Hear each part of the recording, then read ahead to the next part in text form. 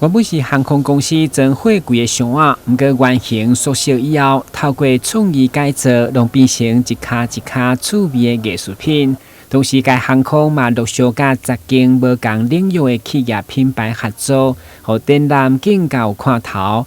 其中，首出来南台湾展览除了选定成功300岁，嘛邀请在地奇美博物馆甲全伟家合作，希望互民众透过看飞轮机机汤的感觉，来欣赏独一无二的创作。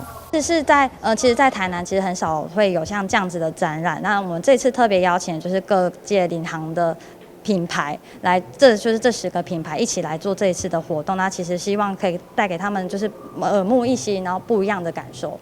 航空公司透过登陆计划，嘛跨入表演艺术界，即回来到百回通路，用鸡汤加光影的布置，嘛好济消费者大开眼界。邀请民众对今仔开始一直到2月6号免费参观。台南新闻顾问及刘品言采访报道。